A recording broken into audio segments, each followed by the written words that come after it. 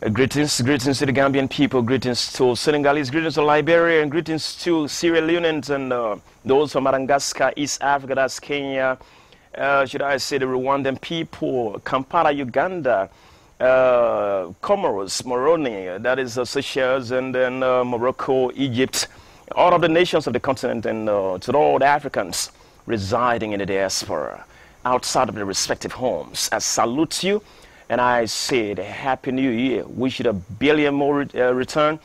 And it is my hope and conviction that the Almighty grant us the fortitude to stand the tough times and then be able to create a beautiful message out of our mess. And the quotation tonight says that no matter your intimidation, no matter your humiliation, no matter your distractions, or whatever T-I-O-N word that you want to use negatively, regardless of all of these words, you can make a beautiful message out of a mess. That is what I have for you. And it is on Sembian's VIP magazine, VIP TV. If it is not on this media house, then it is not on your favorite. This is Tony Mikan Howard, your presenter, and it is what I call the motivational platform. I am privileged tonight to speak to you on what I call the power of money. It should not be strange to most of us. We all know money as the medium of exchange. But I wouldn't do justice to my conscience to go further with this message in the absence of extending many thanks and profound honor to all those who have supported and continue to support the work of Sembian's VIP magazine and TV, especially our CEOs, Mr. Osman Caesar of the United States, not forgetting Mr. Bash of Finland. We say thank you for providing us a platform to be able to add value to the larger society. As we step into the brand new year, it is important that we become inspired and motivated in the actualization of our respective dreams and to preach the message of peace and national unity, not forgetting revitalizing the Africanization policy that speaks about good governance, social justice, democracy, human rights, and most importantly, the African unity. But for tonight's edition, I'll speak on the power of money. We all know that cash is very powerful. And I will stress on 5 important powers of money. You need cash. I need it. Our governments need it. Our communities need it. Our minority groups need cash. Civil society organizations need it. Every sector of national government needs cash for its functions because money is a catalyst for development. Money is a catalyst for everything we need. And mind you, success is your ability to provide your needs without bothering anybody. Success is what? Your ability to provide your needs without bothering anybody. And what is poverty? Your inability to provide your needs. So we'll talk about the power of money so that you know how important it is to chase that money. And I want to remind you on the motivational song by P. Square that says, bring it on. It says, I don't care who you are, where you're from, or what you do. As long as you chase the money, do what's right and never give up on it. I don't sing well, that's what I'm giving you the lyrics. I don't care who you are, where you're from, or what you do. As long as you chase the money, do what's right and never give up on it. In all honest terms, you need to work for money. What are the key 5 powers of cash, of money, so to speak? It's not limited to that. The first one I want to say to you is that money gives you confidence. If you don't believe it's for you, seated under the sound of my voice, if you don't believe it, I will believe it's for you. Money gives you confidence. There is a kind of cash you're going to have in your account. Brothers and sisters, seated under the sound of my voice, your way of working changes instant.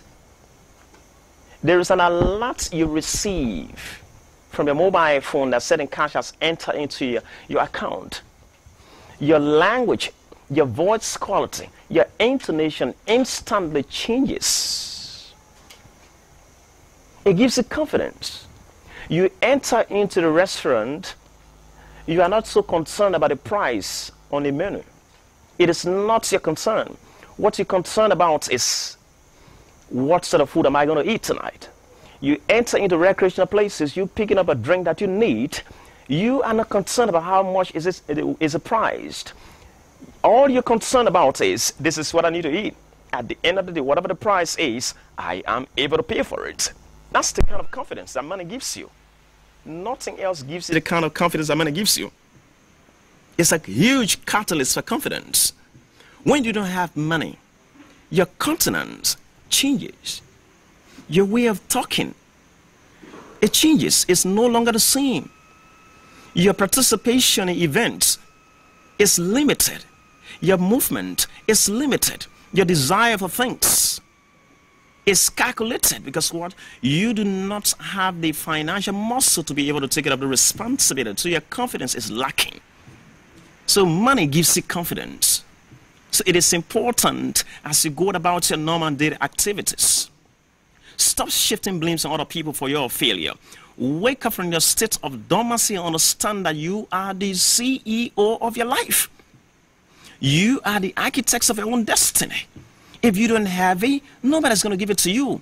You might have a brothers and sisters who live outside of your African nations. They are in Oslo, Norway, they are in Germany, they are in Sweden, they are in France, in Japan, or the United States of America, whatever nation they reside. Right now, there's a huge snow in those countries. They woke up 4 a.m. to go to job.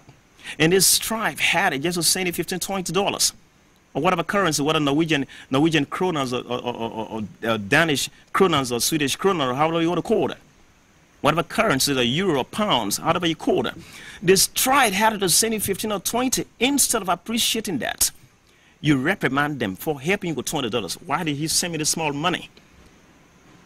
They fight harder. If you need that confidence in your life, you need to work harder. If you need that responsibility that gives you 100% confidence, you need to wake up and come to the realization that no one is going to do that for you. No matter how much Ramantulai Cleveland sent for you, no matter what Mark Hill America sent for you, or Mr. Budgetson sent for you, or Mario Molba sent for you, or Hassan Barr sent for you, wherever you are, I'm calling these in because these are people who are following us right now. So we use this people as case study.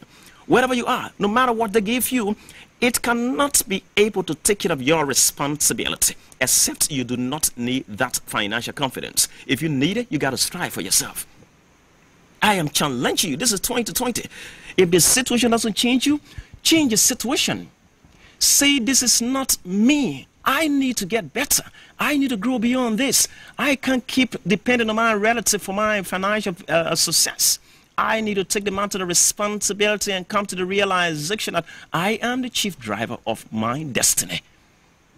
So it gives you confidence. The second thing that money does is that money breaks protocols. Money breaks protocols. Under normal circumstances, when elderly people that are involved in something, the younger ones are there. The elderly one takes seat first before the elderly one takes seat before even the younger ones.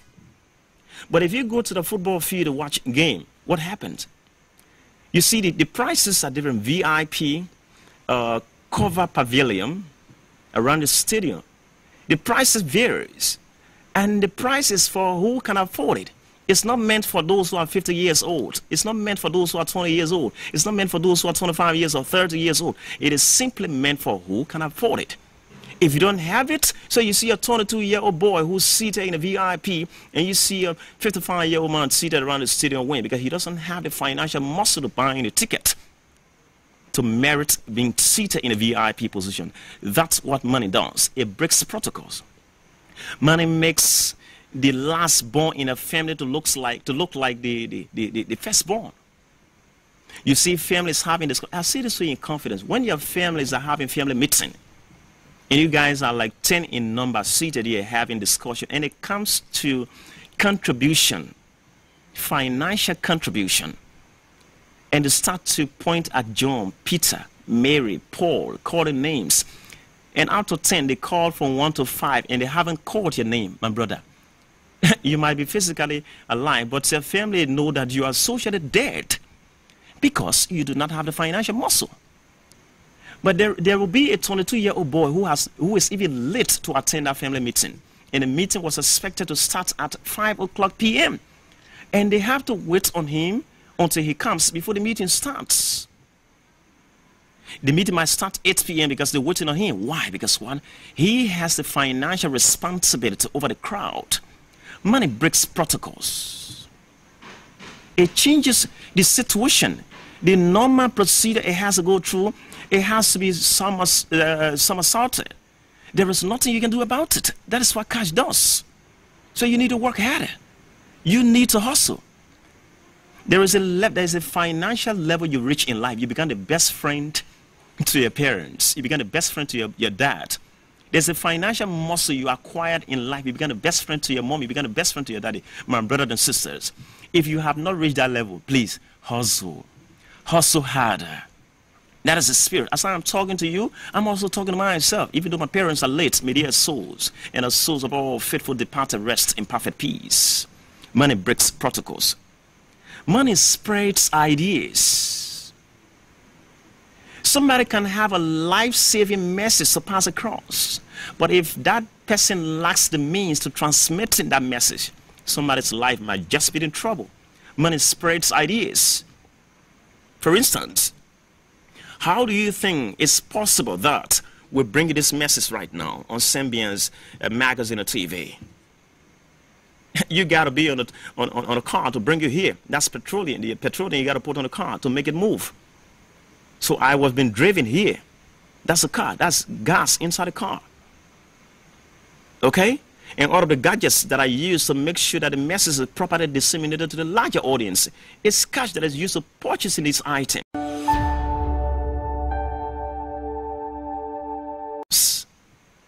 Money spreads ideas. If you don't have money, you want to pass. How do you use the mobile phone to send a communication to your uncles or aunts that doesn't stay around you? You need to buy credit, put on your mobile phone, and do a call before your message is disseminated to the right recipient, or should I say receiver. You need to wake up. And if you keep trying harder in life, it's not happening. Go back to the book, The Gods Are Not to Blame, that was written by Olarotimi from Ogun State, Federal Republic of Nigeria. I repeat, if you are hustling, you got the errand that you're running, you got a business, the meaning business that you're doing. Maybe you say you're doing petty trading and things are not working. Every year, 1 year after the order, 6 months, and things are not smooth. You're struggling every now and then. And you think that there is a spirit somewhere that is bothering your success, or there are enemies somewhere that are blocking your success. I said, go back to The Gods Are Not to Blame, that was written by Olarotimi. Remember in that book, if you did that in grade 10 or 11 or 12, there was a time, I've said this before, in that book, there was a time the children were dying in the village of Kutuji. And the women were so frustrated and disappointed, and they cried and went to King Odiwale. And they said, King, we've come to you. Our children are dying from strange ailment. We do not know what to do. And the story says King Odiwale looked in the faces of these frustrated women. He didn't know what to do. He was sad in his spirit. What did he do? He ordered the men, the husbands of these men, and said, go into the forest, collect some herbs. Bring these herbs and give it to your women to boil these herbs so that they can drink it. They give it to the women so that they can boil it, and give it to the children to drink.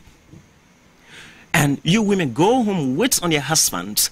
Once they will have returned from the bush and come with the herbs, have the herbs boiled, and then give it to the children to drink, and they're going to restore their strength. And according to the story, those men went into the forest and collected the herbs as instructed by the king. And they came back and gave these herbs to their wives. And their wives boiled these herbs and then used the water and gave it to the children to drink. Guess what happened? The story says the children kept dying in their number. They kept dying in their number. What did they do? They went back to the king crying. The women went back to the king crying. The king, even though you've instructed our husband to go into the forest and collect the herbs and bring it to boil it so that our children can drink it, Even though our children have drunk these herbs, they are still dying in the night. What do? The king said, go back home and boil more and give it to them to drink. Where am I coming from? If you're hustling, you're trying harder and things are not working, I challenge you, re-energize yourself. Get back, re-energize, and check your strategies and see if you have mistaken something. There is a formula you're using that you've not been going well with it. Try to work on that, re-evaluate that, and see where the error lies. Because you got to keep the spirit alive. Another important thing that money does, which is very sad, so sad, but it's happening all over the place. Money subverts justice. Money subverts justice. That's why you hear they say there is no justice for the poor. The man who has cash dictates what's happening in the courtrooms, most instances. Do you see the need of hustling hard so that you make something out of your life so that tomorrow you don't become a complainant that later change to a defendant because somebody has used a financial muscle to outsmart you in the process? You have to work harder. It is disappointing, it is sad, but money subverts justice. Where justice is supposed to belong, money can be used to twist the entire exercise. And you see the man who is absolutely wrong change to being the right person, and the one who is right change to being the wrong person. It is sad. You need to work. You need to hustle. Stop carrying pains and hatred in your heart and shifting blames on people for your financial failure. You have to take charge of your life. Work harder. This is going to young people of the Gambia, going to young people in Liberia and Senegal and all of the nations of Africa. We cannot continue to put all of the blames on our respective governments. If the government has a responsibility to the state, the citizenry also have a corresponding responsibility back to the respective nations. We need to contribute our own quota to nation building, but you cannot give what you don't have. How is it possible to contribute our own quota to nation building when in fact you are not individually comfortable? You are not individually comfortable. You can't take care of your basic needs. Do something. Recognize a hidden talent inside of you because you need to make money. The next thing that money does is that, what does it do? It solves problems. Cash money is one of the greatest problem solvers. People are struggling with situation. Man, when you have cash, you take it of that with ease. People are fighting. Yeah, you owe me $50 or 10 euros. How much? Calm down. How much is the money? The voices become instantly lower because they've heard how much is the money and I want to pay that. Money is a great problem solver. People are dying in hospitals. People are dying from ailments that are not even meant to kill them because there is no money. That is how powerful money is. The message I'm trying to pass across tonight is for young people of the continent to develop a working mentality, to cultivate the habit of independence, to come to the realization that you need to make it. You need to get angry with a situation and say, I need to change this. I have to change it for myself. In the absence of that, I am going nowhere. For all of our viewers in Liberia and Kenya, in South Africa, in all of Africa, and to our bosses, Mr. Bash and Mr. Caesar, United States, and Ida Jeng of Norway, Charles Eze, Musa Jame, those who've had an interview, we will say, shout out to you all. Thank you very much. This is an opportunity on Symbians Magazine and TV for you to be inspired and motivated in the actualization of your dream.